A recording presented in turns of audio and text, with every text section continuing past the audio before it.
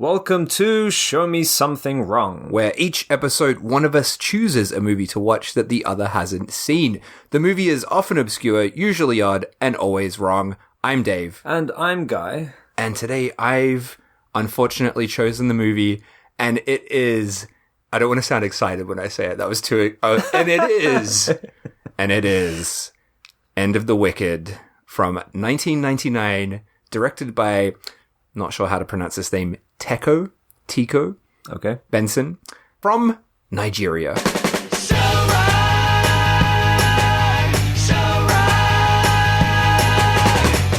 Well, we're recording this on an appropriately grim day. It's raining outside. It's perfect weather for such a fucking bleak film. Very appropriate. Maybe before we get too bleak, I wanted to do this up the top because I've noticed people stop listening the moment we say what next week's film is. Oh. Which is a real shame, because I often put little gags. I love the credits. gags. You love those gags. They're my favorite part. Yeah. I usually skip the first hour and just listen to the gag. Just the gag at the end. So maybe, because we know that people stop listening at that point, how about we do the thing where we ask people to do reviews and whatnot at the top? Okay. And also, this is going to get very dark, so it's going to be weird if we suddenly shift into like, so, leave us a review. Smash that like button and subscribe. Hit like and subscribe, guys. So I did want to say thanks to some people who left us reviews. Ooh. I want to thank the three very interesting names. We've got Alex Death. He left us a nice review. Thanks, Alex. And I want to thank Nij Inu 26. Thank you for the nice review. And Pepper Chalk. Oh, we know him. We know her. Pepper Chalk. We know that person. Yeah, thank you for those nice reviews. And like those three lovely people, we would love it if you could go to Apple Podcasts or iTunes or wherever it is to leave a 5-star review. And on Spotify as well, that'd be great. And we got an Instagram. Head over to that. Show Me Something Wrong. We're doing Q&As at the moment. We'll probably put another one up soon. Oh, yeah. We are gathering questions for our 50th episode, which will be a special. So, yeah, write in to our email or whatever, an Insta story that we post. Send us your questions. Yeah. And that email is... I thought we were going to do it at the same time. All right. Okay, all right. Show me something wrong at gmail.com.uk.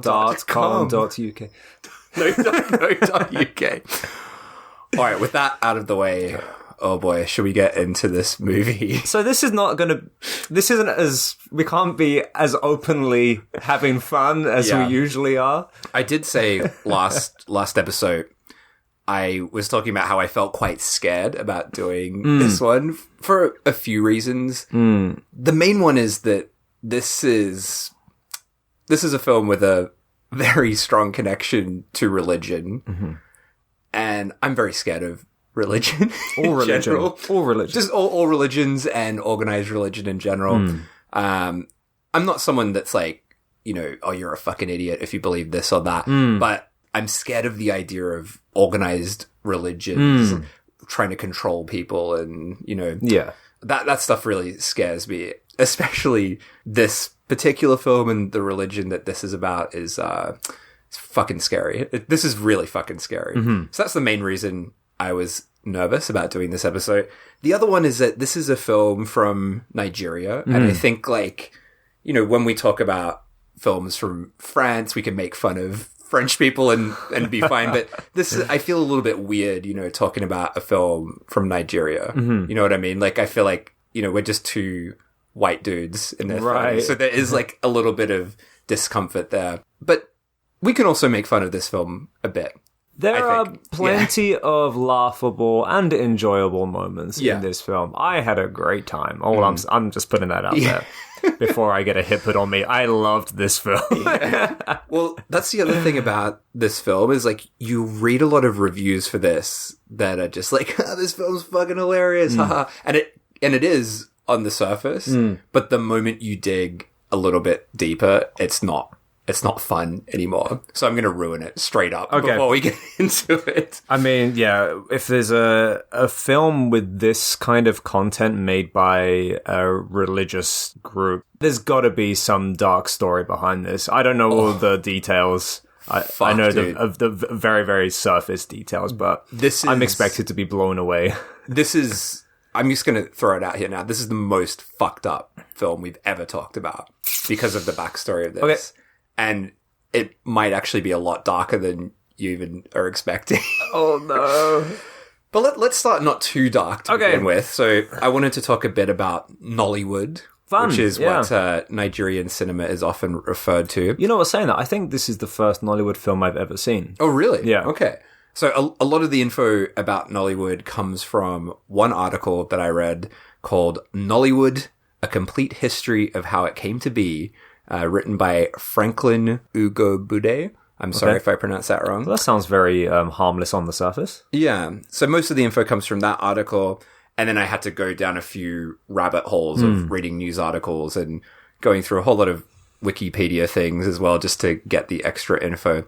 But from a report a year ago, Nollywood, Nigerian cinema, ranked as the second fastest growing movie industry in the world. Really? Yeah. Wow. And it is second only to Bollywood in terms of the number of films that it produces a year, which is in the thousands. Holy shit. So a lot more Nollywood films come out than Hollywood films each year. If you would have asked me to guess where they ranked on the amount of movies they make per year, I would never have put them anywhere near the top. Yeah, it's pretty mad. And yeah, it's become one of the biggest employers of labor in Nigeria. It generates a huge revenue for the economy, and it's worth billions of dollars. Wow. Billions. Which is quite surprising after watching this film. So just a quick look at the history of Nigerian cinema. So the film industry in Nigeria began back in the 20s and 30s with colonial filmmakers who made films for local audiences. Even at this time in the 20s and 30s, you can already see glimpses of the future with religion playing a big role. So Christian missionaries would make films for propaganda purposes. Right. But yeah, cinema was huge at this time, especially in Lagos, with huge crowds coming in to see these films. So that's the beginning of Nigerian Well, they had a good start. Good start. Well, except for the Christian propaganda stuff. I mean, they're everywhere. They're like mites.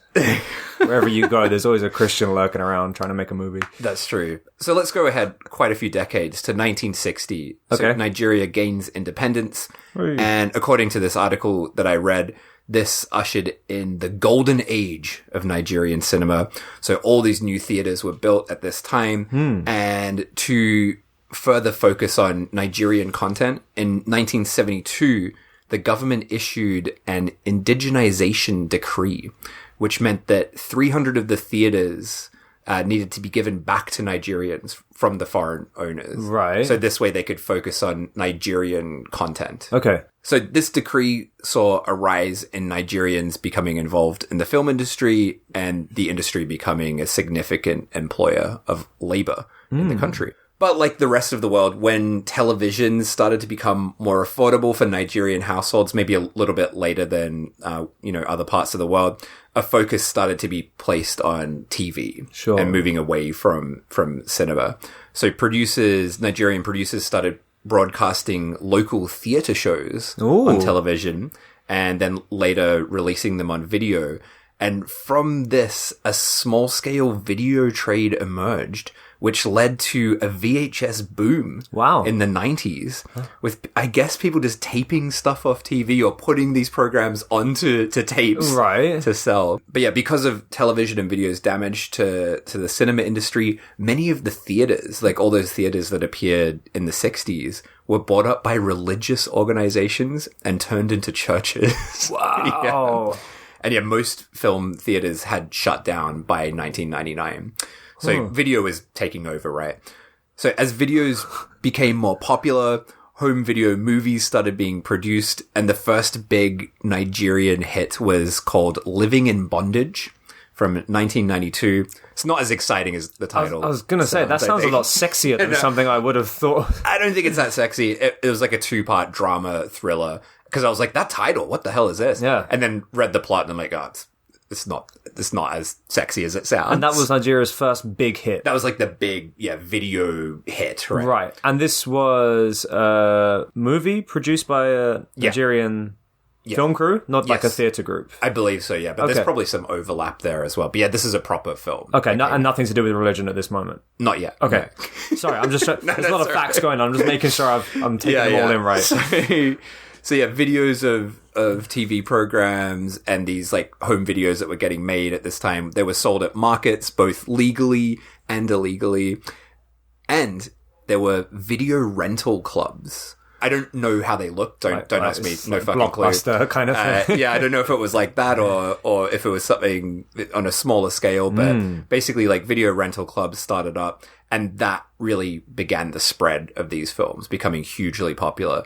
So the clubs were extremely cheap to join and allowed the public to just see a lot of Nigerian films. Awesome. So it started becoming really big in the 90s. Became a huge business with about 3 billion buckaroos made in annual sales. That's mad. So it's huge, already at this time. So this home movie industry is kind of complex. So it's split into ethnic and religious lines.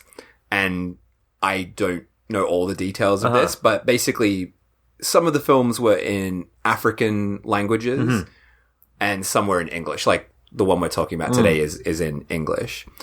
And also relevant to today's film, there were a lot of Christian-themed films released as well, often funded by churches and produced or even directed by the pastors of those churches. Mad. And 2008 was the peak of the industry. 2008, yes, with 200 video films being released monthly. What? Not yearly. Monthly, 200 films were coming out. Jesus, it's like, oh bloody, what's his name? MC Dirty D. And get him over to Nigeria. He can make some stuff. Triple their output. Oh my god! But yeah, so fuck. So since then, of course, like streaming has put a dent in those numbers, but it is still a huge industry, and there is still a big influence from the church or churches, I should say, in Nigeria. So Nigerian films also started to get noticed internationally. The term Nollywood first appeared in the early 2000s. So it's not a Nigerian term. This was coined by, I believe, the New York Times wrote an article, and they used the term Nollywood. And it's kind of, I think it's quite controversial. I guess it's sort of seen as like very dismissive of the industry of like, oh, we're combining Bollywood and Nigeria. It's a bit lazy, right? Sure. But other people have like latched onto it and see it in quite a positive way. And yeah, throughout the 2000s, and I remember this very well, Nigerian films basically became meme-ified, I guess you could say. Okay. Because of their often very silly effects. They use a lot of like crazy digital effects. People would take those clips and, put them up on YouTube or wherever, make GIFs from them. And I do really remember that really? time. It's funny you never say that, because I can recall so many times seeing clips from Bollywood movies, right? Like ridiculous Bollywood films with, again, the silly clips and this and that, and then mashed together with something else. Yeah. But I don't recall ever seeing anything from Nigeria or that kind of area. Yeah, I remember that maybe around 2009 or 10 or something like that. Not only Nigerian films, but films from Uganda as well. Yeah. Also, often it would be like action scenes with just like ridiculous like digital explosions and over-the-top sound effects and stuff. That's the first time I noticed Nigerian films, I guess, from clips like that. So they have this insanely large output of movies in Nigeria. Do you know how they got over to the Western side and how people came to see them? Because, they're basically recorded off TV onto VHS or distributed by VHS. So this is before DVDs. I can't really imagine there was much of an international distribution thing going on between America and Nigeria. Do you know anything about that? I've got no idea, really. Okay. Yeah, no clue. I guess like people traveling in Nigeria might have bought some videos and thought like, oh, this is quite funny. I'll put it up on YouTube just in a kind of, in that sort of way. But yeah, I don't know. Yeah, I don't think there's much in the way of international distribution. Sure. So I guess it was just from people who thought they had some like funny effects and put it up on YouTube. Interesting though, isn't it? Yeah. Yeah. I guess like YouTube brings that out though, right? Sure. Like people find like wild clips and put them up. Yeah. But even just like from the beginning, where would you go to get a Nigerian film like before YouTube? I mean, this is just like to go to Nigeria. just as a personal anecdote, like when I was growing up, so I lived in Holland for most of my childhood, and I would say like a third of my friends were from Nigeria. Oh, okay. Because I went to an international school, and there were loads of Nigerian expats that lived in Holland because of the oil industry, actually. So, yeah, like my dad is a geologist, worked in oil and stuff. So lots of people I went to school with were Nigerian from that connection to the oil industry. So that means Nigerian people in the 90s especially, I think, would have been all around the world, right? So maybe they brought tapes with them. Tapes with them. Yeah. They're like, hey, I got some mad thing to show you. Come have a look at this. But I never saw any of that when I was a kid from my Nigerian friends, unfortunately. Yeah. Okay, no. All right, so let's get to the dark stuff. All right, here we go. This is gonna be rough. Bear with us. It's gonna be very fucking rough. I'm not exaggerating. This was the hardest thing I've had to research, to the point that I was putting it off because I was so upset by the things I was researching, and I already knew about this stuff, but digging into the details was really upsetting. I am not joking that I cried quite a few times this week getting ready for this, because it's fucked. It's horrible. So let's get into the dark stuff. Here we go. And with that, let's get into it. In a nutshell, yes, Nigeria has a big fucking problem with children being accused of witchcraft. Right. I wish I could just leave it at that and move on. But is that even today? Like, yes, still now? Still today. Fuck, you know. So yeah, this witchcraft thing is not something that's only found in Nigeria. It's across the whole continent of Africa. But today, for the sake of not diving too deep into hell, let's just focus on Nigeria. Not stepping on too many countries' toes at the same time. So most of my information for this comes from the British documentary, Channel 4 documentary, Saving Africa's Witch Children from 2008. And its sequel from the following year. So most of the stuff comes from that, and then some other digging around I did. So Nigeria has a massive population, actually, 213 million people. Oh. And about half of its population is Christian. Wow. The largest Christian population in Africa. Holy shit. So that is a fuck ton of Christians right there. So this documentary that I watched is filmed in Akwa Ibom. In this city, there are more churches per square mile than anywhere else in the world. In these churches, you can find many different offshoots of Christianity. And this is all kind of connected to... It comes from the colonial times, right? So it's kind of your fault, guy. It's Britain's fault that this is a thing. So in the mid-19th century... British occupiers promoted Anglican churches, but over time, something else has taken over. So Pentecostalism, Pentecostal Christianity, has risen massively. Do you know what Pentecostalism is? You do know what it is, but maybe just not the name. So that is basically all the power of the Holy Spirit stuff, healing the sick, talking in tongues. Oh, right. You know, putting your hand on someone and making them go, like all that sort of, all that good stuff. Yeah. So that shit is the big thing that started to take over. And this actually first appeared in Nigeria as kind of a positive sort of thing. So it was a way of Nigerians trying to break away from the colonial influence of the Anglican Church. But this influx of Pentecostalism has ultimately created much more extreme and dangerous Christians. Right. Yeah, so from Nigeria's independence onward in the 60s, all of these Pentecostal pastors start appearing, and they start scaring people with the talk of witches. So this is something that has a long history in Africa, but it really gains, what's the word? It becomes something that pastors talk about a lot in the 90s and the early 2000s. The reason why that happens, we'll talk about soon. Okay. So let's just leave that there. for a moment. It's very upsetting though. So this child witch obsession in Nigeria, it spawns from this mix of Pentecostalism, so that this kind of Christianity, and then mixed with traditional African beliefs. These traditional beliefs are this idea that nothing comes from natural causes. So everything is connected to witchcraft. So if your dad gets the flu, it was a witch. Like that kind of thing. So very small things. It's like that. It's not a natural cause. It's witchcraft that caused it. Is there any like room in this religion for kind of, you said about the natural beliefs of Nigerians, but before like Christianity made its way over there, they would have had their own traditional beliefs. Yeah. So do they play a role in this new kind of... That's what I mean. That's exactly what this is. So these traditional African beliefs are what is the thing where it's like, if you get sick, it's witchcraft. And then that's then mixed with Christianity. Right. So it is these ancient kind of beliefs mixed with like mad Christian stuff. Oh, okay. So it's a very dangerous Interesting. mixture, right? And that mad Christian stuff, that's the same kind of mad Christian stuff that you see in like American like outback kind of place where they have all the healers and stuff. So it's like a hodgepodge of mixed beliefs and religions. Exactly right. Yeah. But yeah, so these pastors, they start to focus on children specifically. And convincing families that their kids are possessed and spreading death and disease.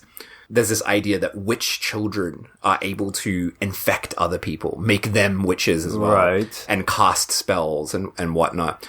Basically, when something bad happens, so if for example, a family member dies, the child of that family can often be accused of being a witch.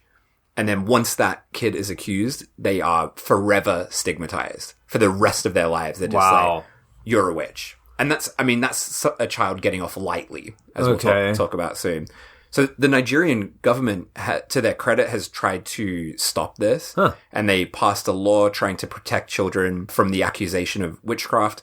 But a lot of states have not implemented this, including at the time of the first documentary, this city where this is set. So that's why it's set here, because it's such a big problem in this particular place. So without this law, it's very difficult for police to charge parents because no one's giving any information. Everyone's like hiding stuff from the police and they just get away with it, basically. It gets worse. Oh, no. It's going to get a lot worse. Maybe you're going to mention this, but you said this child is stigmatized for the rest of his life. Does that carry on into adulthood then? Yeah, I think so. Yeah. Fucking hell. I haven't written any notes about this, but there are like programs in place to try and destigmatize adults who were accused as witches as kids. So yeah, it's definitely something that continues if they make it to adulthood. Oh boy, here we go. So in this state of Akwa Ibom, where the documentary is set, 15,000 kids have been pushed out of their homes, and every day at the time of the filming, 5 to 6 children are branded as a witch. Every day? Every day. And they are abandoned, tortured, and even murdered in some cases. Fucking hell. So the documentary, it follows an orphanage run by this really amazing Nigerian guy called Sam. Sorry, I feel bad for saying his name wrong because he's such a great guy, but Sam Itauma. Okay. Yeah, he tries to protect these outcast kids. And so it focuses on him and also on this British activist called Gary Foxcroft, who's also an amazing guy who tries to advocate for their rights. So there's like basically a safe house where these kids can go there and go to school and be looked after, right? Right. So in this place, the kids often arrive wounded. So some of them have been burnt with acid. Ugh. And keep in mind, this is by their parents as well, most of the time. Or their family members, right? So they arrive, burnt with acid, tied up with chicken wire, starved for weeks. One child was buried alive. What? One of them had nails hammered into her head.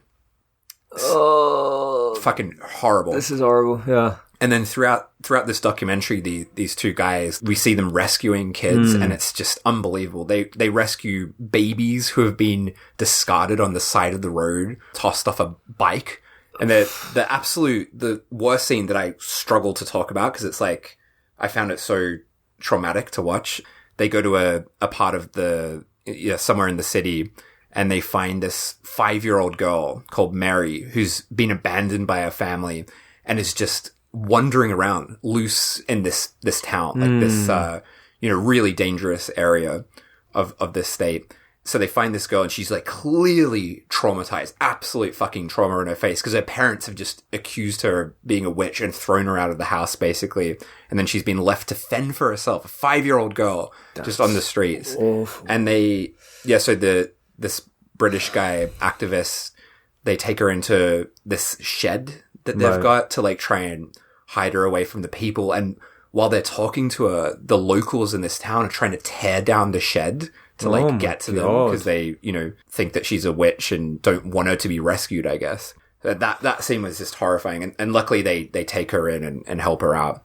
We also see kids that have been locked up in churches. So there's a pastor who is just locked up 10 kids, and he's just got them locked up in a room. He's like, oh, we can't let them out because they're witches, and they're just malnourished and clearly being abused as well. It's absolutely fucked. Jesus Christ.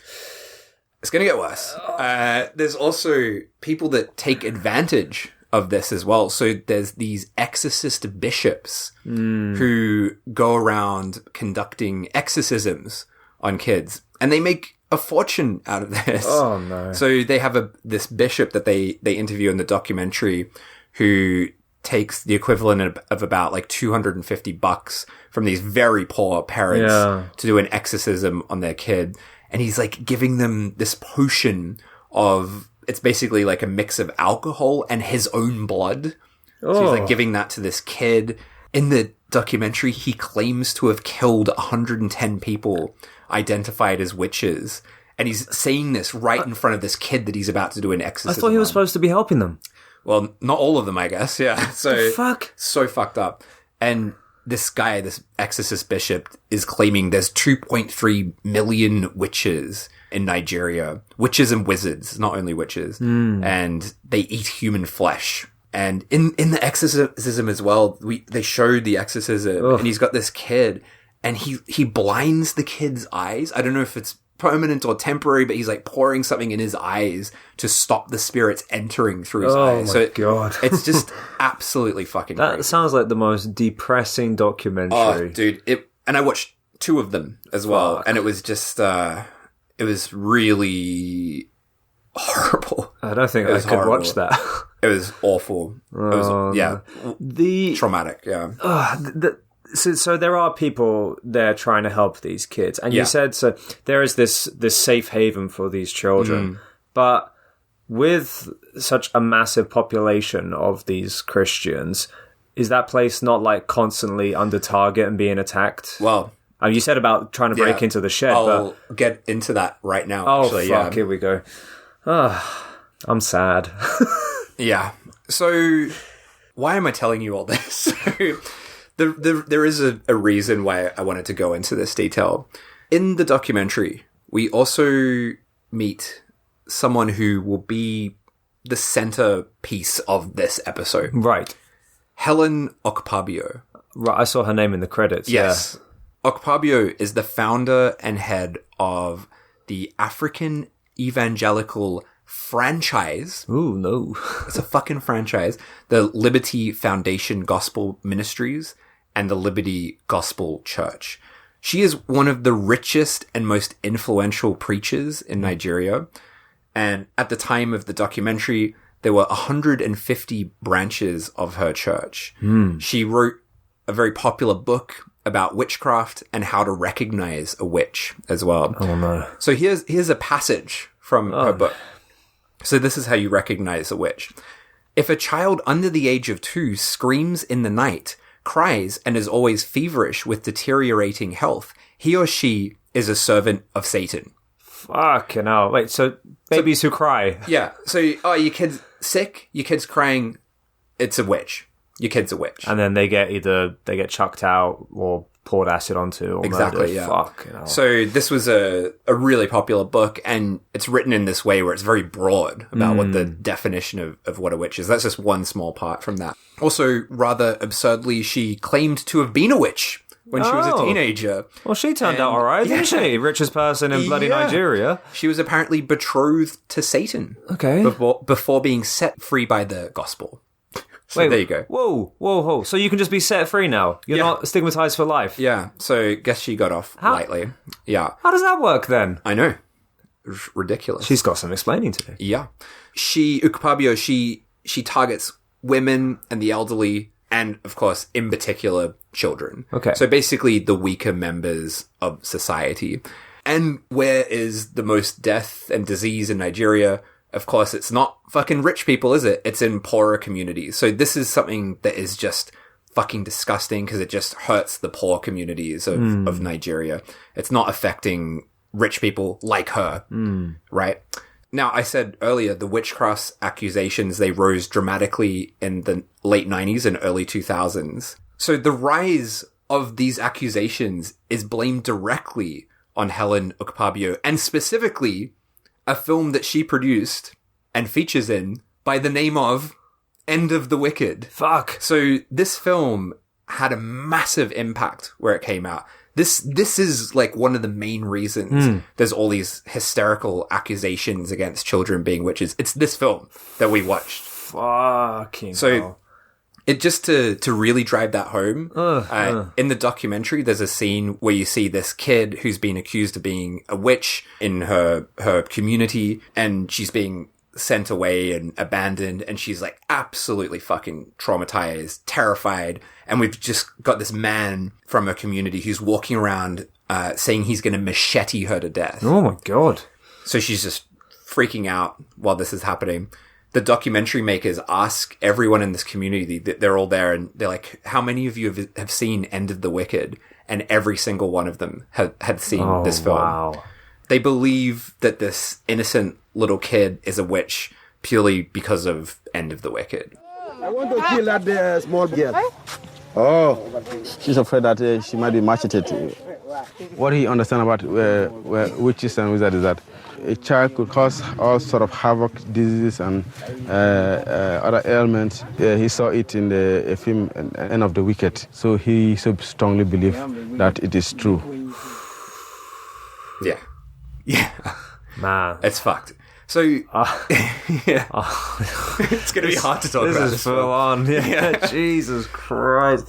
So in the documentary, they secretly record Ukpabio, and yeah, she claims that all her beliefs are connected to the Bible. When they try to make the connection between End of the Wicked and this child abandonment and torture, she just loses it completely, accuses them of being racist, and then starts comparing herself to J.K. Rowling, and is like, why aren't you asking J.K. Rowling about witches? No, you can never see now, because that's not the area of your interest. You are now staying before me to say you believe it and you acted in your film. What do you mean?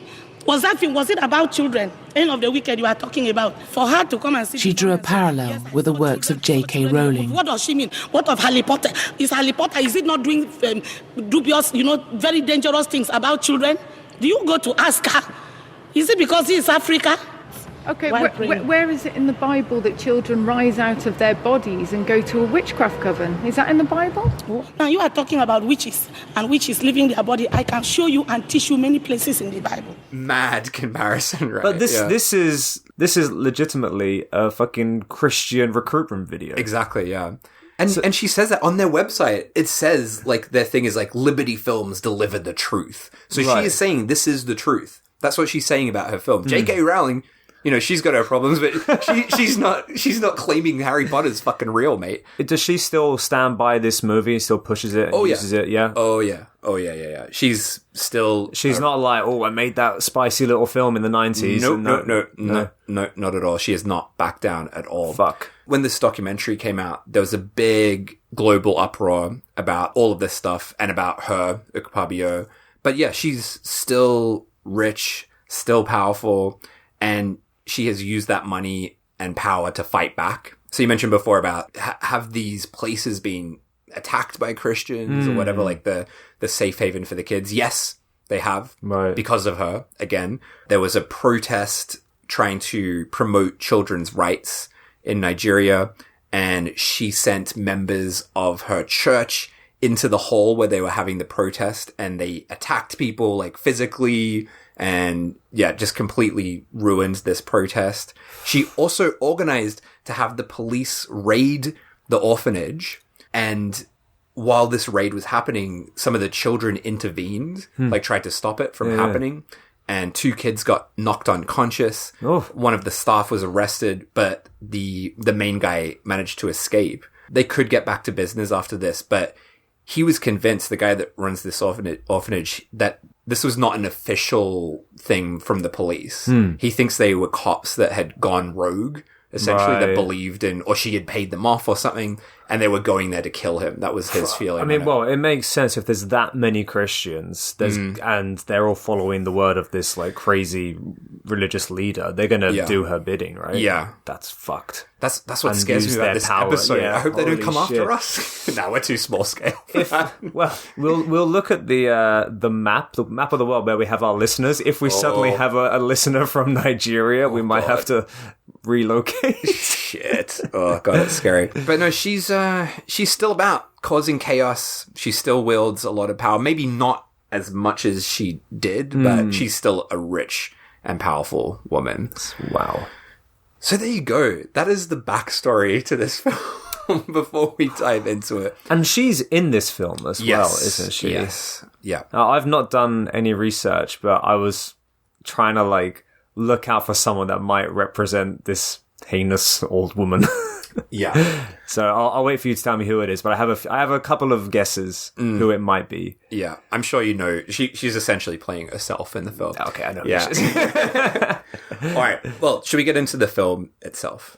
I feel like I need a break. That was a lot to take in, though. But do you know the one thing about that? I'm kind of happy to make fun of this movie now, because it's like this film is a fucking reprehensible film, so I don't feel bad about making fun of it at all. So we can dive into that sort of aspect of it. Right? As a film, I enjoyed it quite a lot. Oh, no. It didn't maybe want to become a Christian. Yeah, I was going to say, are you a Christian now? I don't think it did. It had its, it had the effect that the makers wanted on me. But as a movie, I quite enjoyed it. Yeah, God. Learning the backstory now, though. Yeah. Yeah. Oh, man. It's a hard one. Yeah, because it does have some very entertaining, exploitative elements, right? But yeah, knowing all that backstory, it makes it very difficult to enjoy. And the second time watching this through again, after all that research, I was really hate watching it.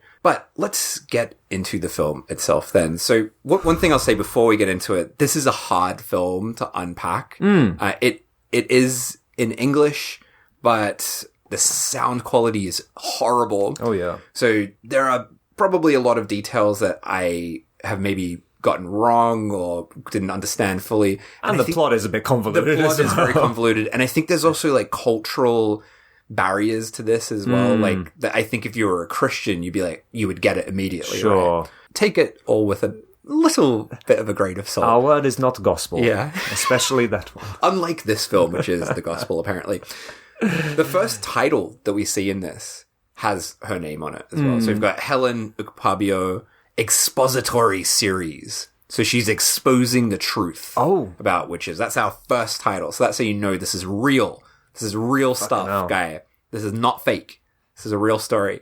And then we immediately go to the most wild opening titles ever. That was fucking great. This is so we have this lovely wind howling and these witches flying through the sky. And these like shitty digital effects just like flying through the clouds. They're all just like they got like it's like janky daytime faces as well. Right? It's awesome. Yeah, I loved it. They land in like this open space by a tree. It's still daytime, and we see all their faces, and they're all fucked up, real grim looking, almost like they've been cut at with cutters and they're half rotting and gross. I sort of thought it looks like someone's just vomited all over them. Because their faces are covered with like this greenish, yellowish sludge, right? But there's loads of like open wounds and pores and stuff. Burnt faces. Yeah, they're really hideous looking. We have these like establishing shots of their faces. All their eyes are just like maniacally darting around the place. Yeah. So they all land, as you say, a very funny digital effect as they like, float down. It kind of looks like a Tim and Eric style effect.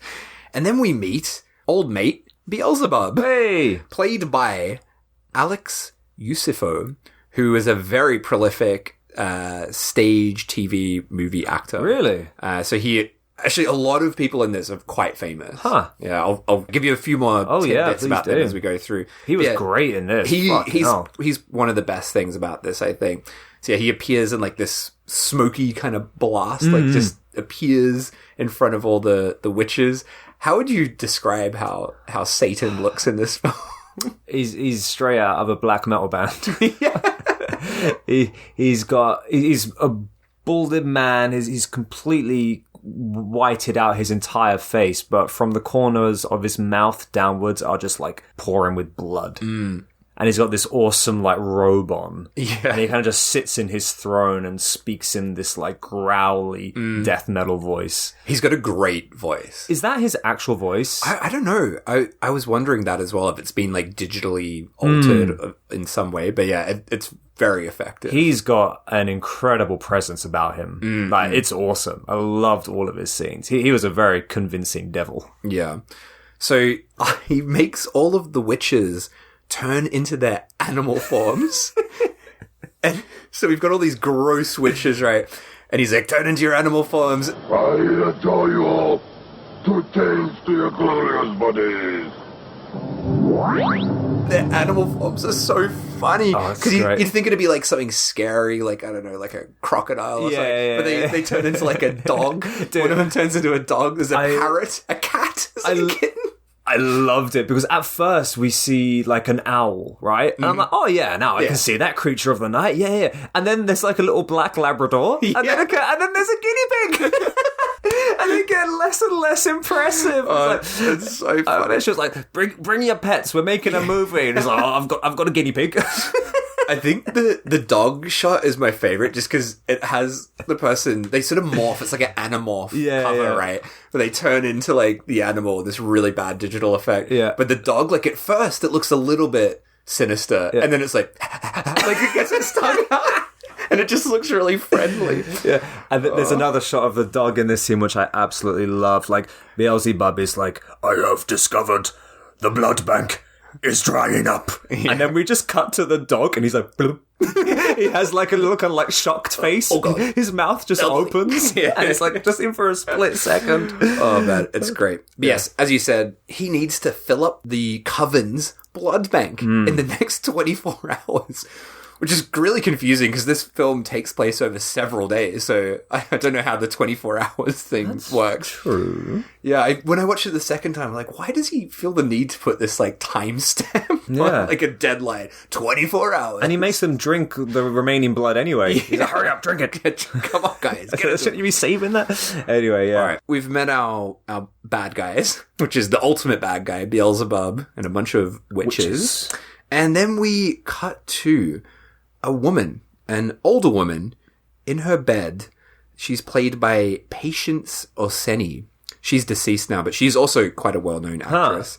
And yeah, this woman is like in her bed, staring at the ceiling, eyes bulging. She's intense. And then her body seems to, how do you explain it? Like, it's kind of like an astral projection kind of thing. Like her body leaves, or her spirit leaves her body. Yeah. And floats up. And then we cut to a bunch of sleeping kids who wake up and scream bloody murder. Yeah. It is the most distressing scream I have ever heard in a movie. Yeah, very like blood curdling. Yeah. Yeah.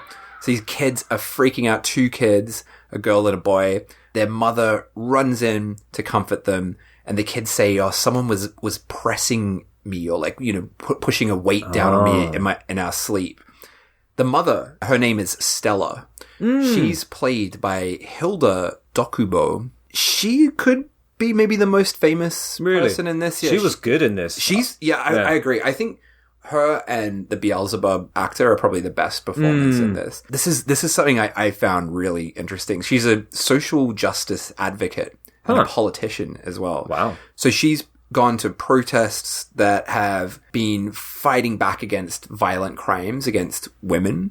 So I was like, this is quite interesting because she's in this film that promotes violence against children. Yeah. But then she's like this women's rights advocate. Right. So is she one of the crazy Christians? I mean, I don't know. So I don't know, like, if she was just a working actress and was in this without really considering the implications of it. But yeah, I did find that quite interesting that she seems to be quite a decent person outside of this film. Sure. She does have a kind of a genuine aura about her in this movie. There's something about her that did feel different to the rest of the crew. Her performance feels very genuine. Yeah. And her emotions seem very real as well. Yeah. But I was just like, wow, I wonder why she is in this and why she decided it was a good idea to be in this. And I'd love to know what she thinks of this film now, especially now that she's like involved in politics as well. Yeah. Quite interesting. Yeah. Anyway, so that happens. Then the next day, we see that this family lives in a big, lovely house. Oh, they're pretty well off, aren't they? They're very well off. We meet the dad of the family, Chris, our hero, I guess. Is he? I don't know. No, I guess Stella's probably the hero. He's like this kind of permanently fucking ruined man. He's the cucked man. Yeah, cucked man. So yeah, we've got Chris, played by Charles Okafor, and again, quite a big Nigerian actor. He apparently, so he's quit acting. Right. Apparently, because he found Christ. So what was he doing? What? Hang on. I know. I was like, well, but what? But you're in a Christ movie. You're in a Christ film. The fuck? When did he quit acting? I think in the last couple of years or something, yeah. But he made it was in a Christ movie from the 90s. I know.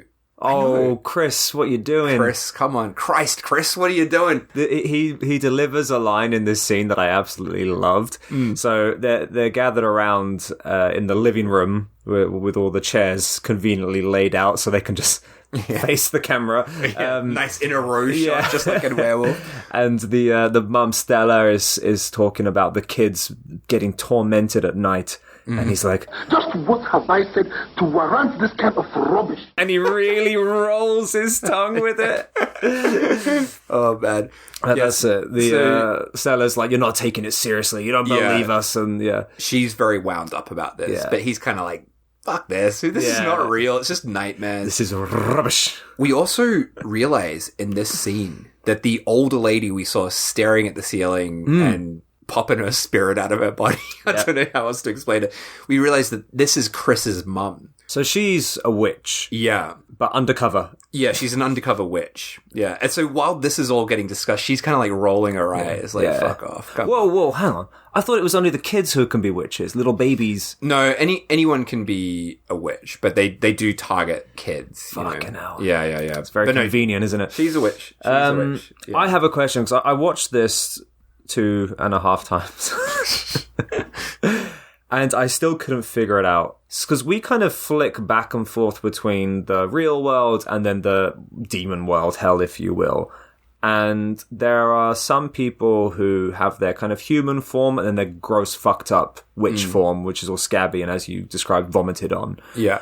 Is this Chris's mum character, is it Lady Destruction or something? Yeah. That's right. That's her. Yeah, right. Yeah. I wanted to, because that really bugged me. I couldn't make her face out underneath all the makeup and vomit. That is her. Yeah. Right. Yeah. So she switches between these roles of being Chris's mum and, as you said, Lady Destroyer. Destroyer, not Destruction. That's her witch name. That's something I love about this film. All the witches are given witch names.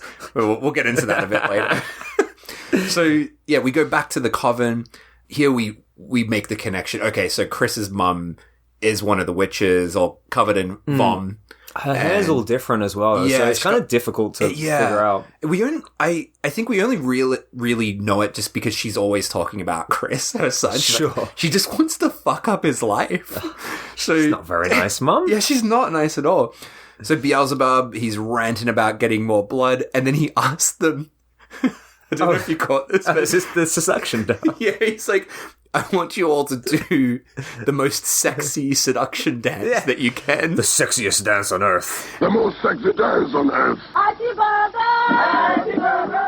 And it's not sexy at all. No, they do a little shuffle. These hideous witches just bumbling about. But there's a new recruit in the coven.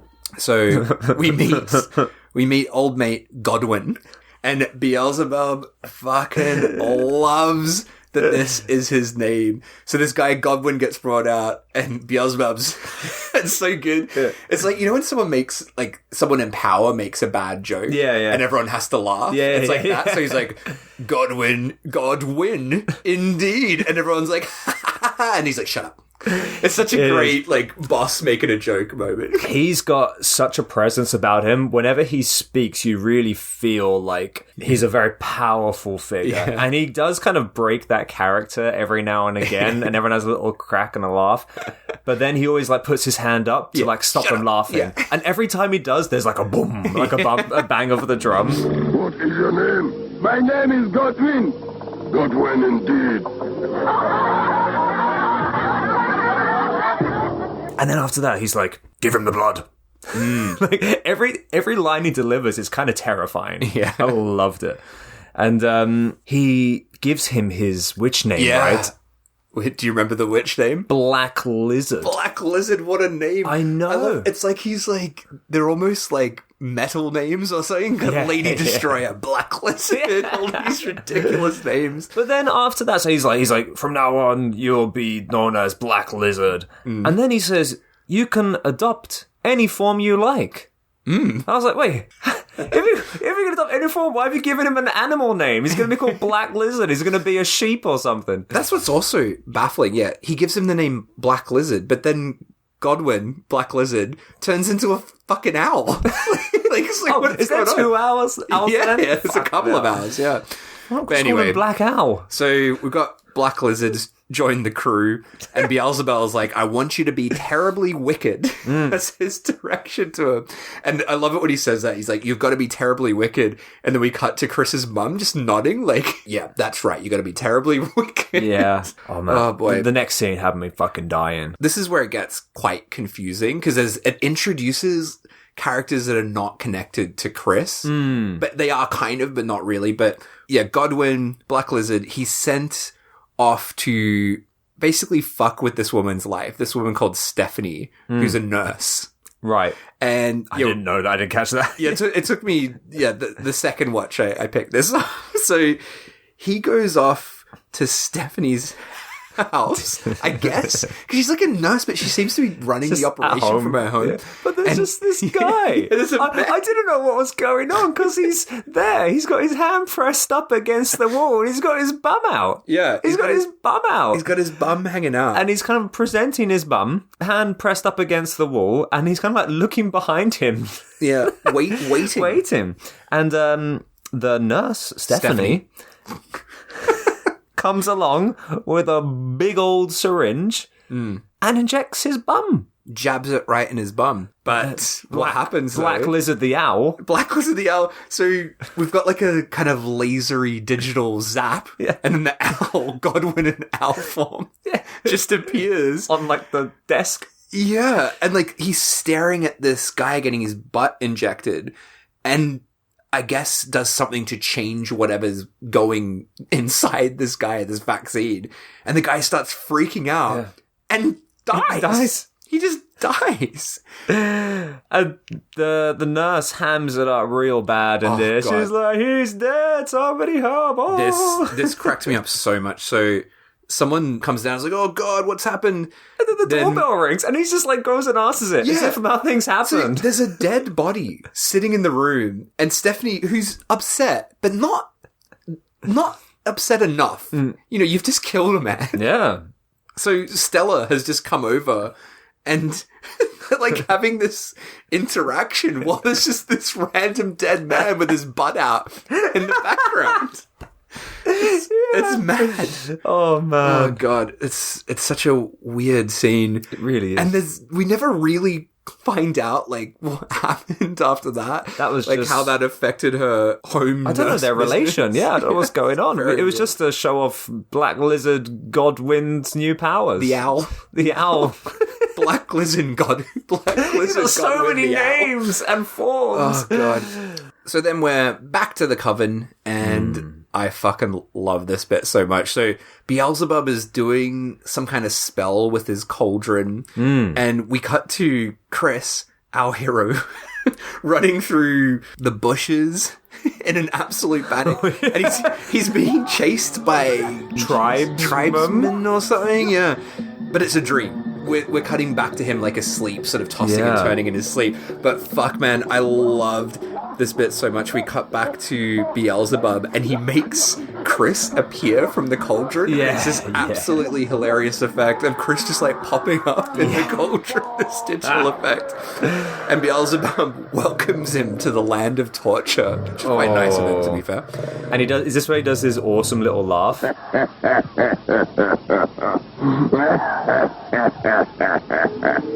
So when Chris is in this cauldron, he's not aware of any of this that's going around him. Yeah, so he looks a bit sad. Yeah, he's kind of like in a weird state, right? Like he's not with it. He's not with it. So he's in 3 places at once. Yeah, he's getting chased in his dream. He's in his bed, tossing and turning, and he's in a cauldron. It's very confusing. But the old witch mum, Chris's witch mum, she's just like talking shit about Chris, and she said he's committed the crime of giving her everything that I want. Yeah, what's that and about? looks after me. I guess because he's a good guy, so that's why he needs to be punished. And doesn't like Beelzebub say like, oh, the food is evidence of that. She has all this like food packets with her. It's like, look at all this food that my son's given me. Yeah. And he's like, I find the defendant guilty. Yeah. So he sets Lady Destroyer, Chris's mum, to fuck up her son's life. Then this next scene took some unpacking, and I've got it now. I finally got this. Yeah, this confused me a lot the first time. So we cut to, I mean, I can't describe it as a soccer game. There is a soccer ball, but it's just some kids throwing a ball to each other, which is not something you do in soccer, as far as I'm aware. But there's a kid watching these kids throw a ball at each other, and he's eating something, which I have discovered is called Puff Puff. Which makes so much sense now. We'll get to why it makes sense in a moment. But they're little mini donuts, essentially. Right. So he's eating these things called Puff Puff. Trust me, it'll make sense. Okay. And the other kids are going up and they're kind of stealing his Puff Puffs. Yeah, or just sort of demanding to they're have doing like the pay up movement with their hands, right? Yeah. Including Chris's daughter, Mercy.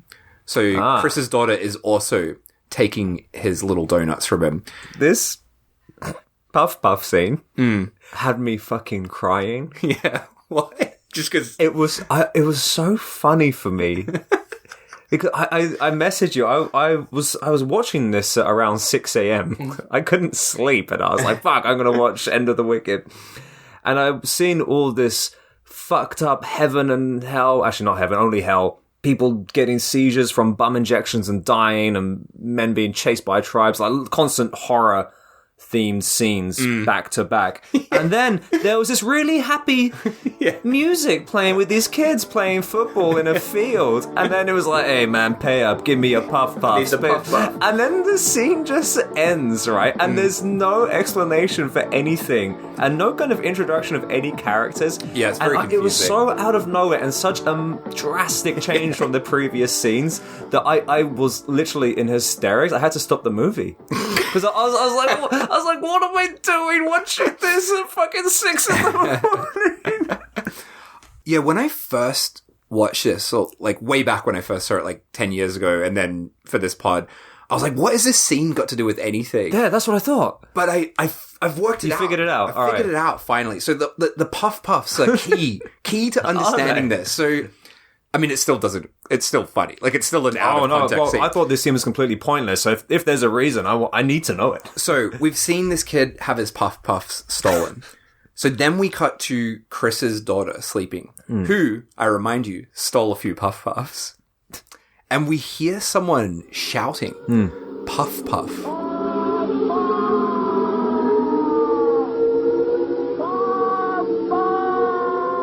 over and over. Puff, puff, puff, puff.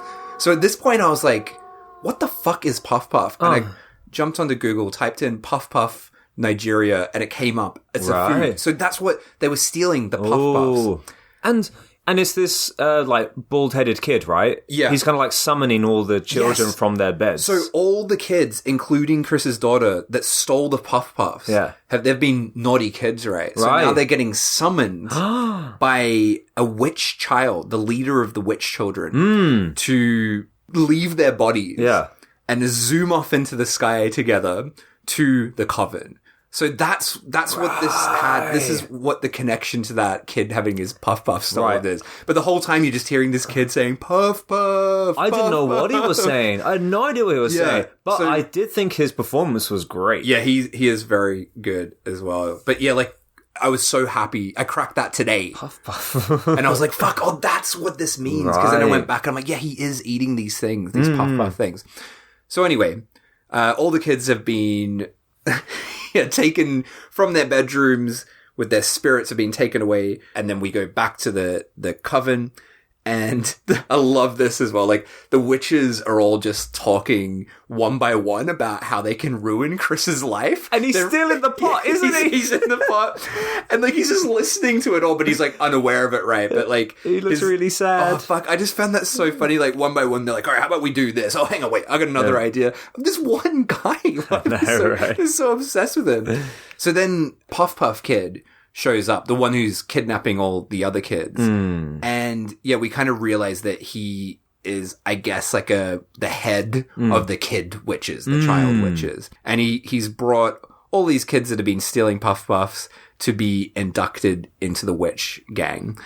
And I know that this scene is silly as fuck. I know this Puff Puff thing is really silly, but this is like one of the most fucked up things in this film, because this is the stuff that's like, look, your kids, if they do anything bad, they're a fucking witch. So as silly as this is actually extremely dark, what we're seeing here with these kids being inducted into this coven. And only after sort of knowing the backstory does this scene kind of take on this like extremely dark layer, right? Yeah. Yeah, because I guess, like, the kids in this film, they've not gone by their own free will. They've been summoned by this guy after doing something bad, right? So it's like the moment they've done something bad, they're already marked, and they can get summoned at any moment. Absolutely. And we see worse examples of that later on in the film as well. So then we cut back to Stephanie's house or clinic or whatever it is. I don't really know, like her home clinic where she injects men in the butt. And we see that her son is one of these recently inducted witches. That's right. Yeah. That's right. So he stole a Puff Puff and now he's become a witch. Yeah. And yeah, she's setting the table for breakfast and the kid's like, I'm a wizard. Yeah, right.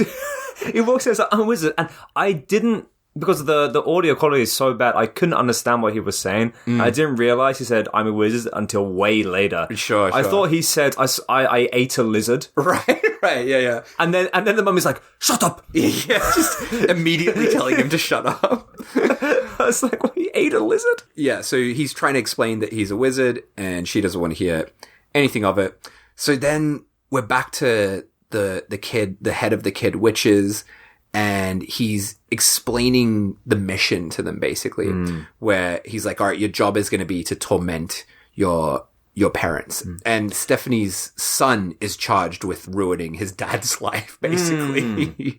Oh, and he's all fucked up. His makeup in this, the kid leader, is incredible. He looks all burnt. Yeah. He's like bald-headed, right? So it's like all the way around his head. He's like this crispy, burnt, bloody mess. Yeah, it's really creepy. It's really gross.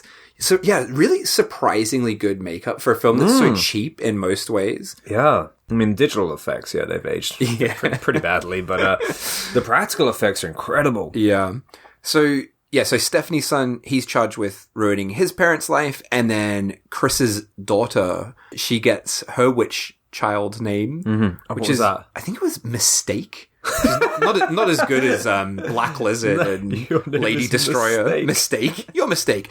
And the head kid witch gives her the power of stubbornness, a lack of interest in school, and a bunch of other things as well. But you can kind of see here, like, how fucked this is as well. So it's like, if your kid isn't into school, if they're stubborn, they're a fucking witch. Right. Like, it is ridiculous and funny, but it is fucking dark when you consider the real life implications of this sort of shit. And then we get a fucking wild scene. Go to one of the dads sleeping in his bed. So this is Stephanie's husband. Right. Who really cops it in this film. They really treat this guy like shit. So he's like sleeping face down in his bed. And the witch children appear in this kind of like laser flame digital blast. And then what do they start to do? And then suddenly, on top of this guy's naked back, we get a big old tray of chicken and rice appear. And all these kids just start eating this chicken and rice off his back. Yeah. So this was, I think, meant to be representing that they're eating his spine. Right. And but it's just like a big plate of rice and chicken, and all these kids like climb onto the bed and are eating it off his back. It's bizarre. It's really fucked up. There's something deeply creepy about this scene, as stupid as it is. It's a very stupid scene. But it's gross as well. I mean, given the following scene, I can get what you were saying, what it's trying to imply. But there are way better ways to try and represent children eating someone's spine than literally eating a plate of food off someone's back. It's mad. It's bizarre. So weird. But it is like one of these moments you're like, wait, what the fuck am I watching? Why is this scene here? Yeah. But then he wakes up and his back is in terrible pain.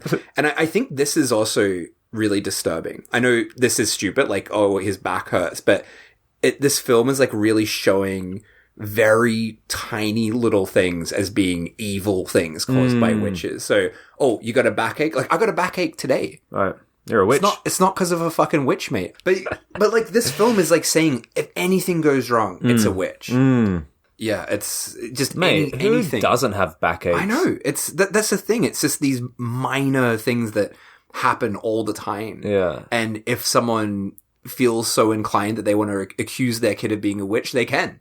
Because they're like, oh, got a bad back. My son's a witch. Fucking mad. But anyway, he goes to the doctor. The doctor says he's got spinal complications and he cannot believe it. So then we're back to Chris. I don't know why, but I really enjoyed this scene. I loved it. He's in his office and he's just like on the phone having the fucking time of his life, being a rich businessman, laughing away. He's having a great old time. But then he gets a letter, and it seems like, I think, an investor has pulled out of a business deal, which has really thrown a spanner in his works, right? It's all downhill for him now. He like immediately, I love that he's like, yeah, fucking life is great. And then he gets that letter and it's just like, boom. Yeah. So if investors pull out of business deals, that means your kid's a witch. Yeah. Businesses can't be doing very well in fucking Nigeria, can it? So he goes home, he's all depressed. Lady Destroyer, aka Chris's mum, comes out and she's like supporting him, but it's like very fake, obviously. And then Stella, his wife, comes out. She leans into him to sort of try and help him. And her face morphs into like a kind of demon face for a moment.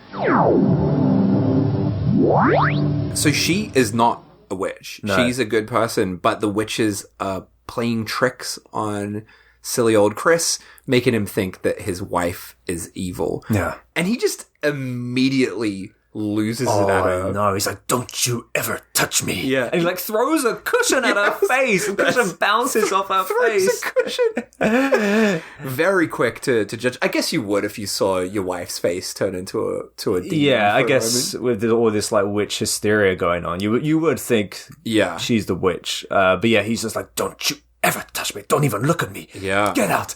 And then he kind of like almost goes into like a fetal position. And after her getting like pushed and pillows thrown out, she goes and touches him again. Yeah. Didn't run. Stay away. Yeah. Stay away from Chris. He's not right. He's not well in the head. He's not. He just lost the business deal. Yeah, he's very having upset. a bad day.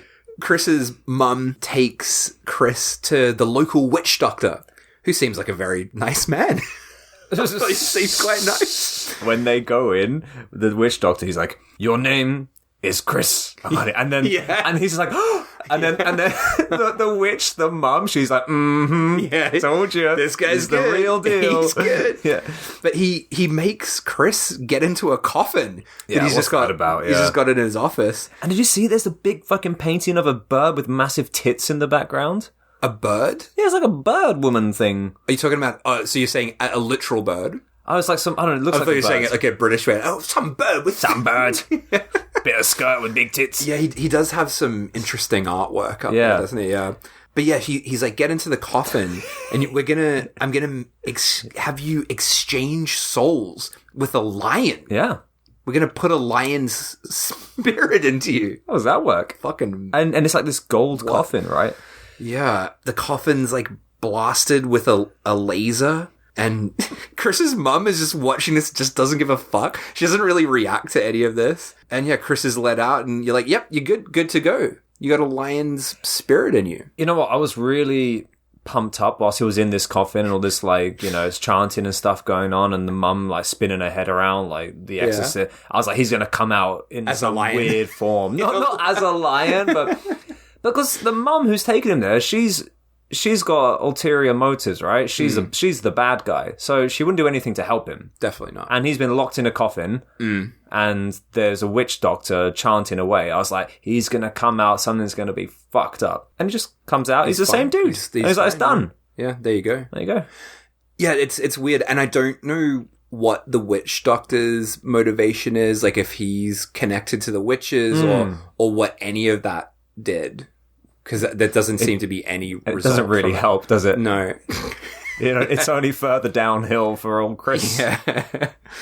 So then this bit's great. We're back to the child witches. This is fun. The head kid witch is doing a chant. Yes, Stephanie's husband, the guy with the back problems. He appears. They make him squat down. Yeah, he's like squatting down. And then they do a spell that makes his eyeballs fall out. Now, I command you eyes to come out. They kind of like ripped out, and they pop him in a bowl. But they're like hanging from the what do you call it? The eye string. Eye string. And he's just like, ugh, and this like balls like flailing around in the air. It's so gross. It is gross. They're gross effects. Like, drop them into the sacrificial pot. Oh man. But it's just another one of these nightmares. But he wakes up blind. And he's freaking out. Stephanie comes in absolutely baffled by this blindness and freaks out, and he's just like, my eyes are gone. He's like, I can't see my... And I love it.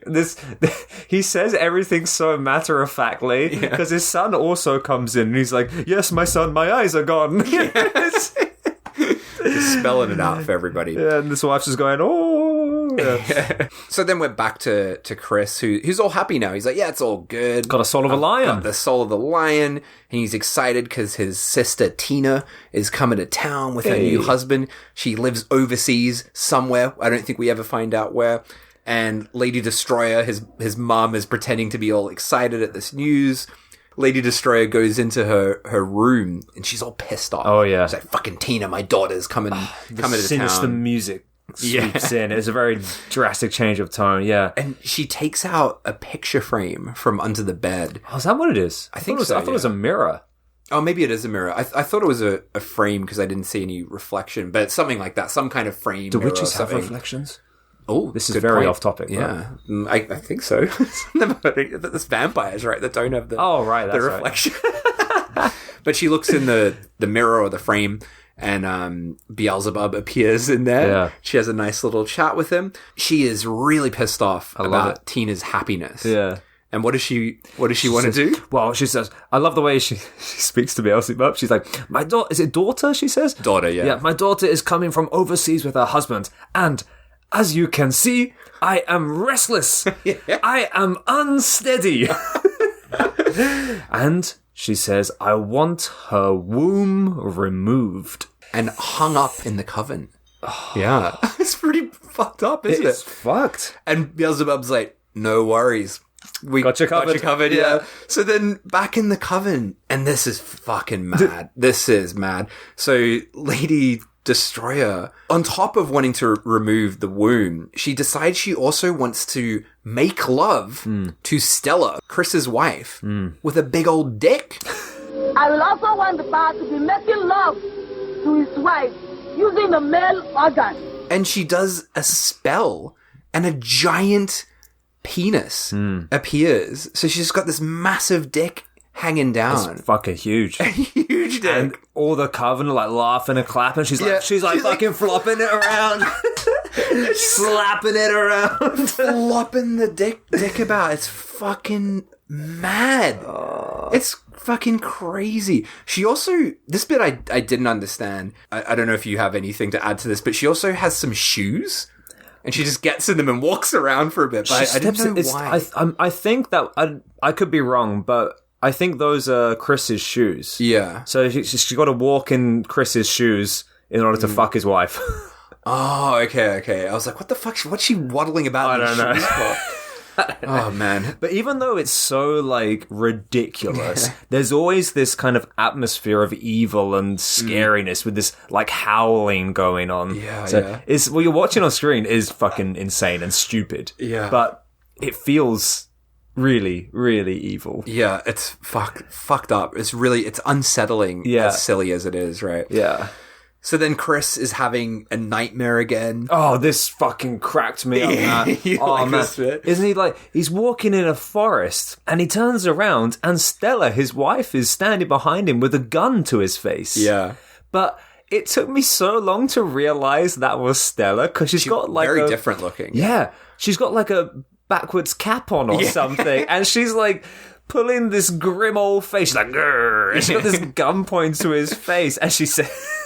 And she says, he doesn't say anything. Chris doesn't say anything. But she's like, shut up. Sit in piss. And then she shoots him. Yeah. And he wakes up and he's all panicked and the phone rings and he's like, what? It's like, the ship sunk? What are you talking about? What ship? So apparently a ship sunk, but then he starts asking about his goods. Yeah. So apparently he had a lot of 20 million. Yeah. I don't know if that's in Nigerian. That's what I was thinking. Yeah. Naira? Is that what it is? I don't know. Or dollars? I don't know. Yeah. Because if it's in Nigerian money, it's not too bad. But yeah. Yeah, but then money comes into conversation later, and I think they mention dollars. So right, I maybe think it's US. And he says, so he's lost 20 mil worth of product on a ship that he doesn't know about. Yeah, and he's kind of collapses, right? Like he's having a heart attack or something. Well, you would if you lost 20 million. Yeah, that would be quite distressing. I'd put a downer on my day. Big time. I'd be upset if I lost $200. That would ruin my fucking month. I mean, it's all relative, I guess. We're not millionaires. So then we're back to the soccer boys, and a fight breaks out between Chris's son and another kid. Don't know who this other kid is, but Chris's son is kind of lightly punched. It's not. You say it's a fight. It's barely a scramble. It's barely a scramble. Yeah, but he kind of gets hit in the face and falls down. And then the mother of the kid who threw the punch runs over and she's like, he's dead. Chris's son is dead. So she goes over to Chris's house, tells him that his son has died. So just to confirm, she has left a kid, a dead kid in a field to go and not called the police or an ambulance. I didn't even think about that. And just to get in her car and drive all the way to Chris's house. He's like, by the way, your son's dead. It's very like, just as a reminder, Helen Ukpabio wrote this script. Right. She's a fucking terrible script writer. It's like a fucking child wrote this scene. It's like, kid's dead. gotta go tell Chris is dead, then come back, and it's like very like step by step, right? Yeah. Shitty script, shitty writing. And they come over back to the field together, and I love it. They arrive back at the field, and all the kids are like holding their heads in dismay, like crying. So it's like the director's request, like, all right, what are you gonna do? You're all gonna cry. You're gonna hold your head. And so like there's like a dozen kids all just like no, like weeping, holding their heads. Oh wow. Yeah, Chris is obviously very fucking upset about this. Maybe equally, like, as upset as he was about the money. I would the say money more so, in a way. Yeah, it's kind of about the same. And also, did you notice, just again about the shitty script, we never see Stella react to the death of her son. We never see a scene of her being like, my son's dead. Oh, yeah. That's fucking terrible writing right there. So we only really see Chris's reaction to this.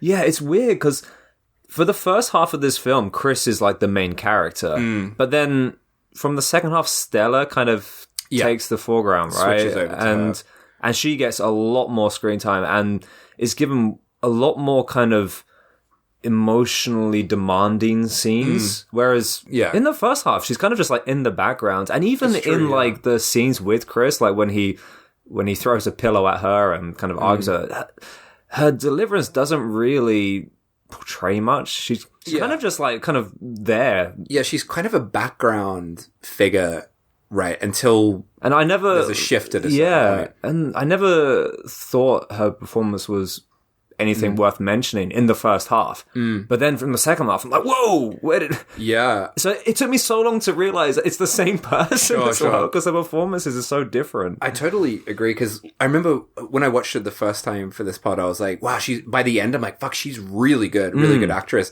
And then when I was watching it again the second time, I'm like, why did I think she was good in the first half? I'm like, oh yeah, that's why, in the second half, Maybe that was what the director wanted. Maybe it's fantastic. Maybe the script is gold. Yeah, maybe this is great. Maybe we are Christians now after watching it. We just don't know yet. Speaking of...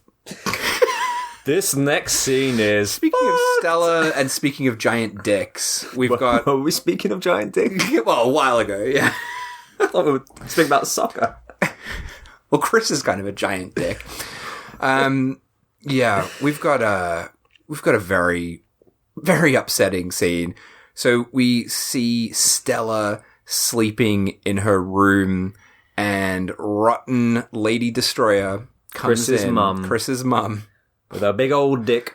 With a massive dick. She gets on top of Stella, who's sleeping, and starts raping her in her sleep. It's so fucked. This scene is so distressing. It's very, like, sweaty and disgusting. And it's like Stella is asleep, but we see the Lady Destroyer through Stella's, like, point of view. So it's very close. You just have her, like, on top, staring directly down at the camera, like grunting and sweating as she's like thrusting. It's really fucked. Grim. Conceptually, everything about this scene, it's Chris's mum raping her daughter-in-law with a giant Satan dick. It's fucked up. It's so fucked. It's something that you have to be in a very special place mentally to be able to kind of write or conceive, you know? And you saying that just has made me think, this is supposedly written by Christians. Yeah. You know, Christians came up with this scene. And I actually made a comment about that. I was going to say at the end. But yeah, this is something that is more disturbing than most horror films. Oh, yeah. For sure. It's conceived by... like I said, Christians, a religious group, to try and get people to join a religion. Yeah, we're watching a woman with a dick fuck her son's wife. Oh my god. Fucking... How is that supposed to make someone become a Christian? Ridiculous. Fucked up. And she wakes up and screams, and by that point, the Lady Destroyer is gone, but she has blood all over her nightgown. It's a very... grim scene. So fucked up. Then we get a very stupid scene. This scene had me dying.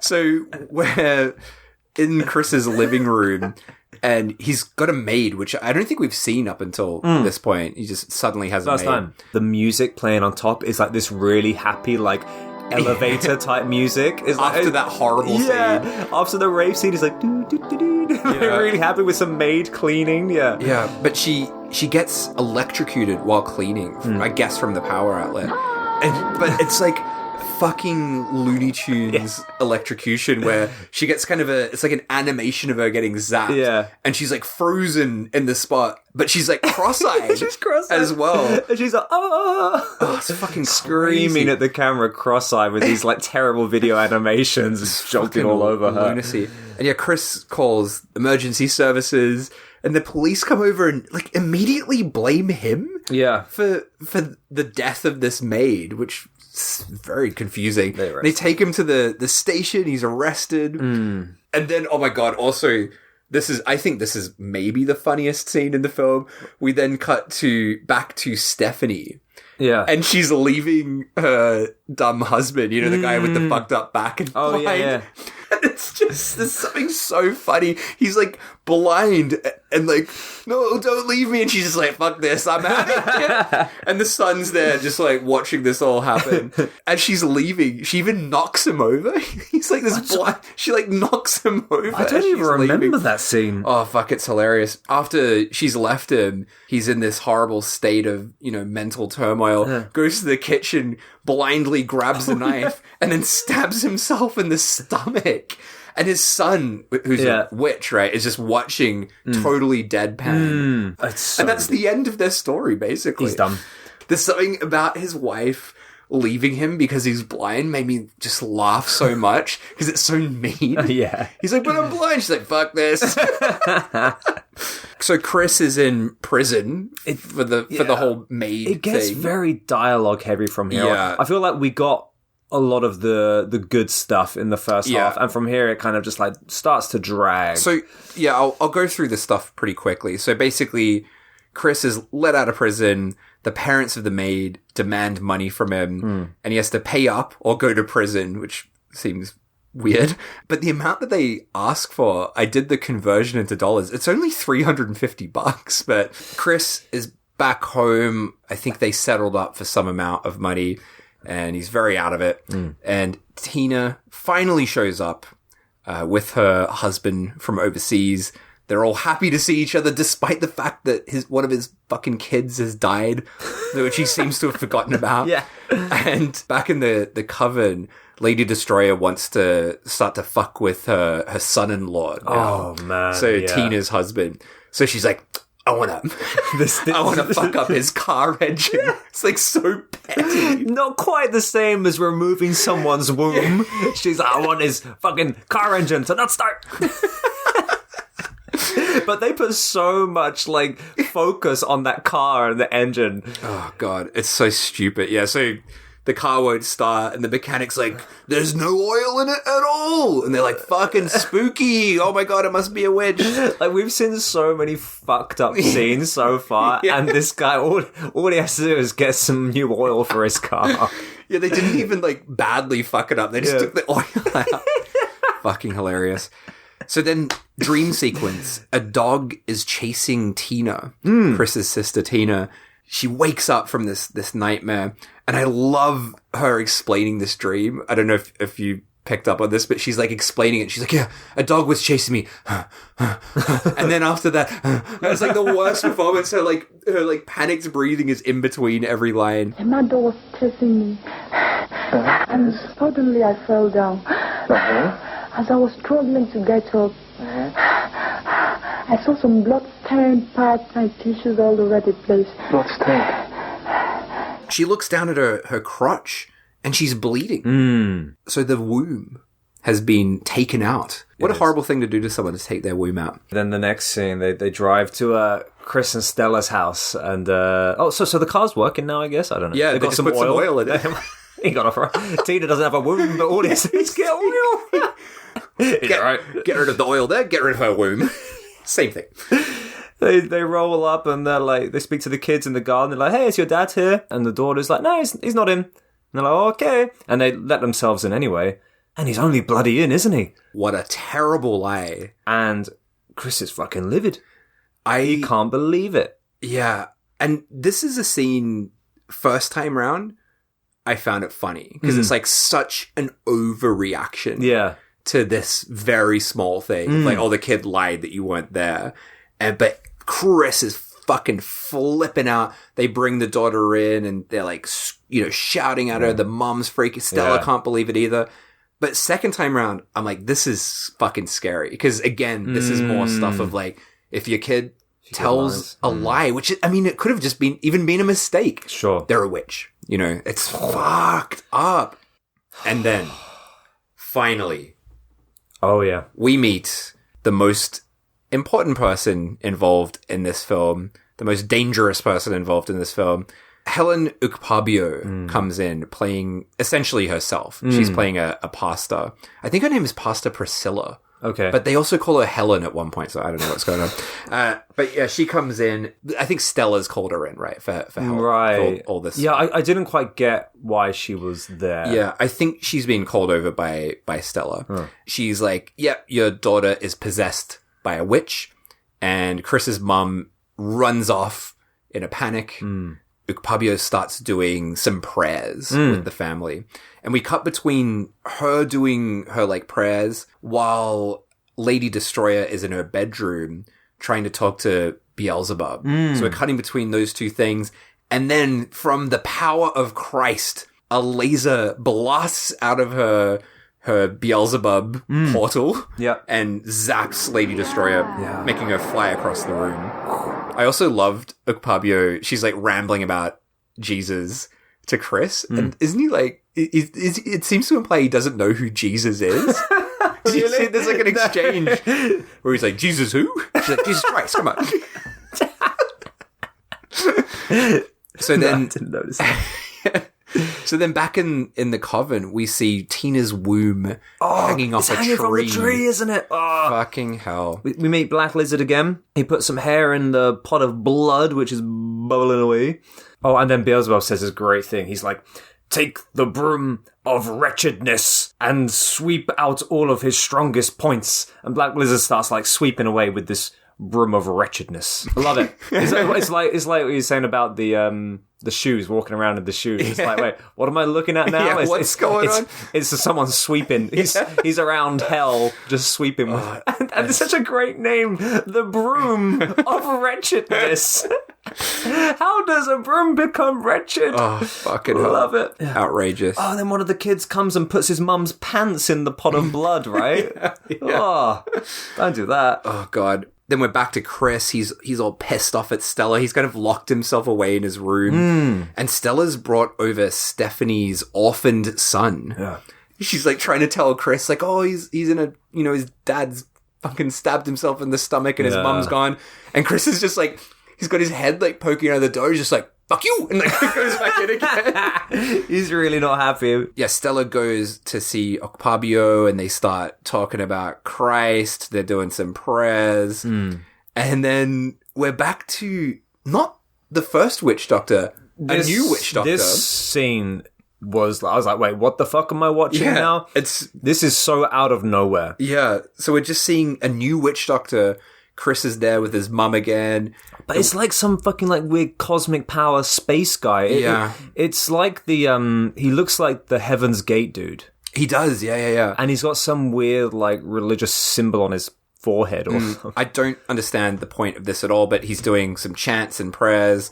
We get a very funny bit with like Lady Destroyer like blinking like crazy, and then she blasts this witch doctor with her laser eyes. Don't know why. Well, I thought like they've gone to him for help, and he is actually starting to help them. So and then she uses her evil magic to, and he goes, "You have destroyed me," falls down and dies. Yeah, but it's like this weird fucking cosmic scene. Out of nowhere. And it doesn't even seem to fall within like the realms of heaven and hell anymore. Yeah. It's like a sci-fi scene. It's bizarre. Very confusing and doesn't really have much relevance to the overall plot. And then Lady Destroyer is back to try and strike Stella with deafness. And she's chanting to Beelzebub, and again, Stella is praying to Jesus or God. I don't know which one of them. And both. But of course, Jesus' prayer wins. And Every time. And so Lady Destroyer gets a taste of her own medicine. She gets self-blasted with her spell of deafness. Like lasers into her ears. Yeah, she's deaf. And then she's kind of like all like drowsy and like she's having a good around. time. She's like, I'm deaf. This was the scene where it really starts to feel like this kind of religious recruitment video.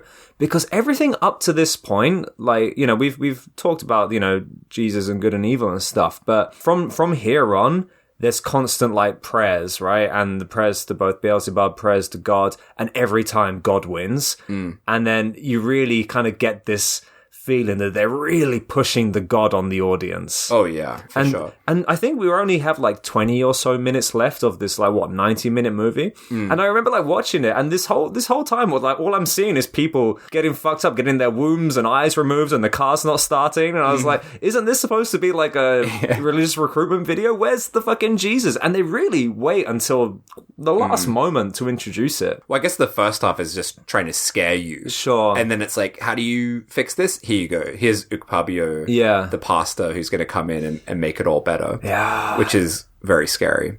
And then things get much worse, much grimmer from this point. Yeah. Man, this is awful. It's horrible. So we're back at the coven.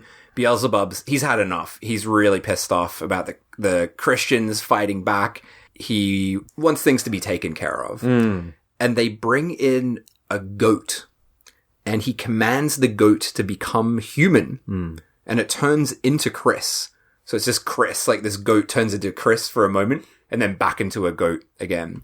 And then we get this absolutely fucking horrible scene where they slit the goat's throat. They're like cutting the goat's throat. And it's real. They've got these horrible like goat screams going while he's getting its throat cut. And we're cutting to, while this is happening, to Chris in his bed, sort of grabbing his neck. So it's kind of like a voodoo doll-like murder, but with a goat instead. And then Stella comes in to the room, but it's too late. Chris is dead. His tongue's hanging out. But yeah, fucking horrible. Dude, I didn't know that there was going to be actual animal torture in this film. And it took me by surprise. I was not ready for it. And it's a real full-on one. They're kind of like, you say like slit the throat. It's not like a clean cut. No. They're like sawing away at this goat's throat with a machete. And it's very, very visceral. And it's also the sounds as well. Because like, it's clearly the real sounds of it dying. Yeah. It's horrible, fucking grim as fuck scene. And I was thinking like, wait, how the fuck can people do this? Yeah. And like Christians, like they're supposed to be good guys, but then like hearing all these stories, like, well, if you can kill a kid, you can kill a goat, I guess. But yeah, I watched it through the first time, and then subsequent viewings, I was like, yep, just gonna skip over this scene. It was too much. I think. It was really too much. Horrible stuff. But yes, Chris is dead. He's done. He's gone. So Chris is dead. He's done. We're at his funeral. Everyone's crying, losing it. Even Chris's mum, who's clearly faking it. Yeah. And then a random guy comes out and starts accusing Stella of being the cause of his death, of being a witch, I guess. And they're trying to force her to drink the water that was used to wash Chris's corpse. Is that what it is? To prove that she's not a witch. You know, I kept hearing him say, like, drink the water, drink. I didn't know what purpose this water served. I didn't know what the water was. So it was to wash his corpse. Fuck, I believe so. Who brings corpse water to a funeral? I don't know if it's like part of a traditional thing or something, but yeah. I found this whole scene very, very ironic as well, because it's a scene of like her being accused and Ukpabio like, how can they be accusing this poor woman? It's like, this is what you've created. This is a fictional version of the real issue that you have created. It's very upsetting to watch. And yeah, Ukpabio, she's defending Stella, and she promises that she's gonna bring in the real killer in 4 days' time. They love like a deadline in this. Yeah. I promise you, I'll be able to pray and find out who is behind Mr. Amadi's death. We've basically got a sequence of, Stella and Ukpabio doing Christian-y kind of things, like singing songs and talking about Jesus and whatnot. This scene, this series of scenes really kind of reminded me of Dancer in the Dark in a way. Right. It's like this luring dread, like you're gonna die, you're gonna be killed, and the Stella character kind of finds this salvation in Jesus, but there's this constant deadline of this 4 days. So she's crying. It's just kind of like a montage of her crying, singing, praying, but with this deadline getting closer and closer. And as you mentioned, she's amazing in these scenes. Whatever the kind of darker problems there are with this film, there isn't any denying that she gives a really good performance here. And Lady Destroyer is hanging out with the two witch kids. So we've got Mercy the daughter, or Mercy or Mistake, or whatever they renamed her. Mercy the Mistake. Yeah. And Stephanie's son.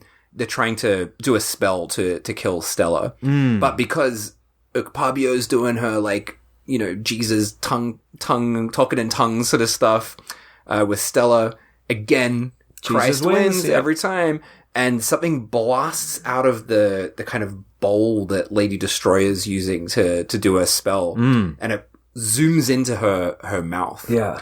So what this spell has done is it has loosened her tongue and caused her to admit that she's a witch. Is that what it was? But it's very confusing because it kind of tells us that later.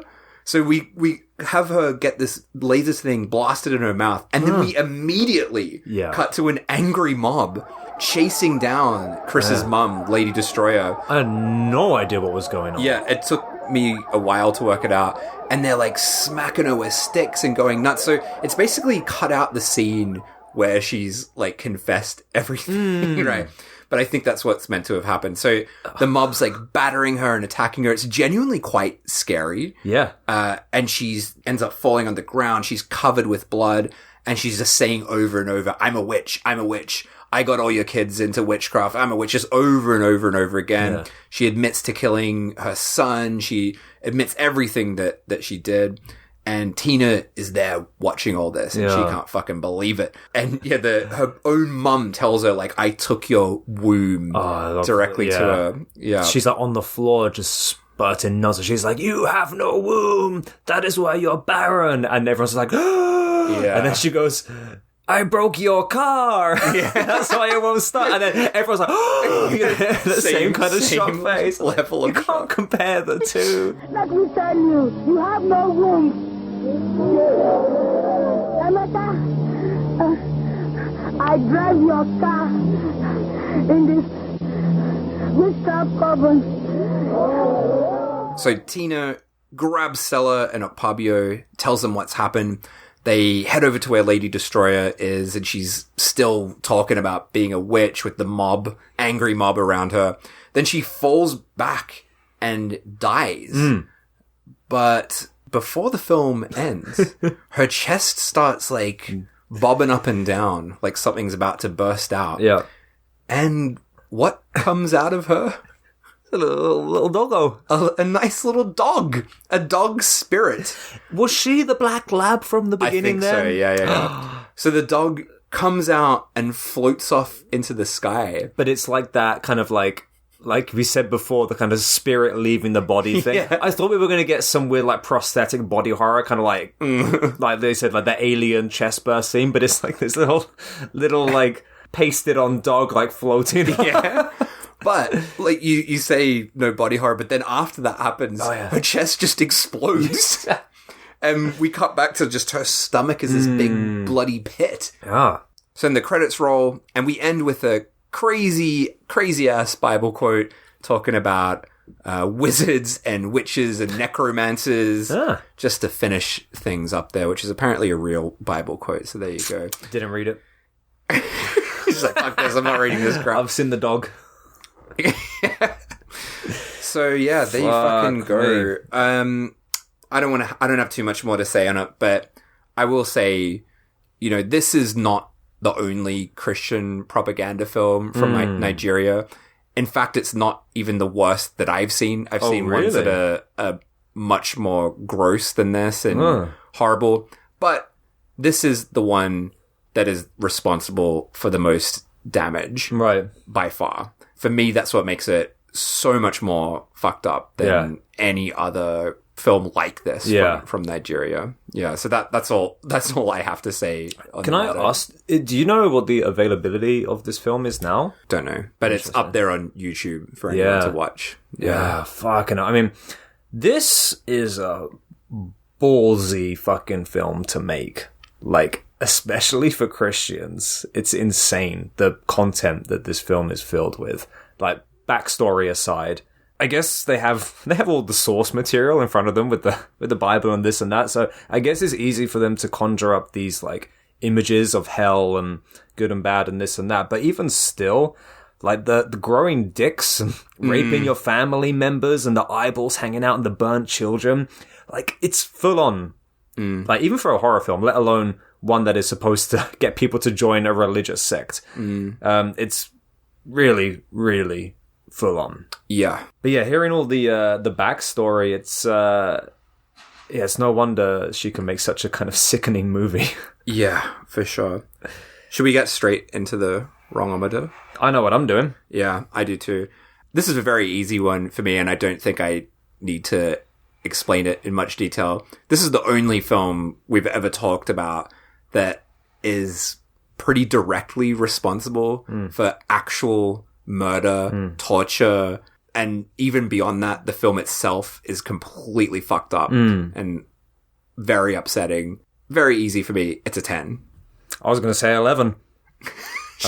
I think this fucking broke this goes far beyond anything else we've ever covered. I think this breaks and is leagues further beyond any other 10 that we've given. So are we allowing ourselves to give an 11? Because I'll give an 11. Only for today. All right. It's a double 11. It's 22. That's 22. I wanted to end on a positive note as much as I can. It's not that positive, but just in regards to all that kind of stuff I told you about with the documentary, some good things that came from that. So I mentioned there was that Child's Rights Act to like protect kids. In the second documentary, the sequel to the first one, we find out that in that state that it's set in, they did sign that law into effect. Oh. Because of the protests that were happening.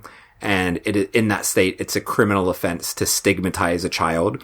So if you call a kid a witch, you can go to prison for 10 years. Wow. So good stuff. That's a good thing. A lot of the churches who had been accusing kids of being witches were closed down. So that's also very good. And the documentary put a lot of pressure on the government. And at this point in 2024, 24 out of the 36 states in Nigeria have adopted it. So not all of them, but a lot at least. And that exorcist bishop that I told you about, who claimed to have killed 110 people, was arrested. So that's good.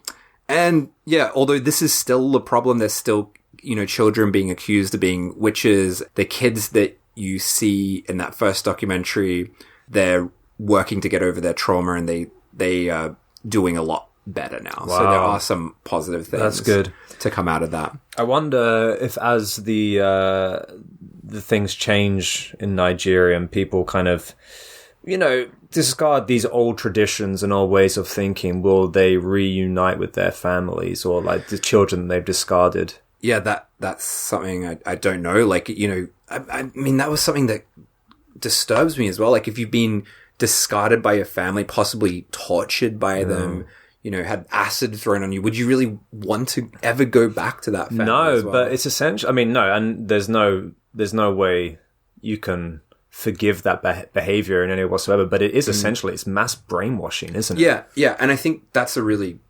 good point. It's horrible what these parents have done to their kids, but the blame really has to be put on these rich pastors, like people like Ukpabio, who are like promoting these ideas to benefit themselves, right? Yeah, they're the ones that are truly responsible for this. Yeah. Jesus Christ. I hope they don't come after us, Guy. Fucking hell, yeah. Well, but that was a very That's a very interesting episode. Yeah. There were... Because I had no idea about that, and I wasn't aware of this documentary that you mentioned either, so I'm not going to watch it because it sounds soul-destroying, and traumatic. I don't want to put myself through that. Yeah. But, I mean, to hear that was such a huge thing is heartbreaking. But then to hear that, a lot of states have adopted this new law, it's nice to know they're kind of getting out of these horrendous old traditions. And again, like, not quite old traditions either. I think it's like, we can't call it that either, because that's the thing. It's like a mixture of different things. Right. That's what's most scary about it, is that the traditions that have like warped and turned into something else because of a form of Christianity, right? Scary stuff. Well, next time, I was wondering what to do.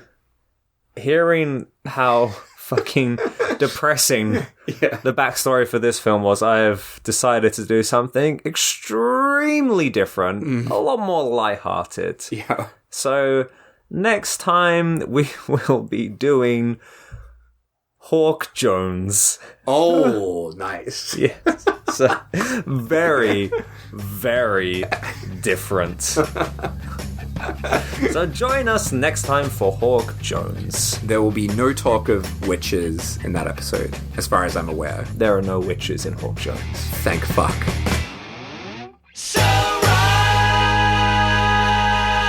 Ha ha ha ha ha ha.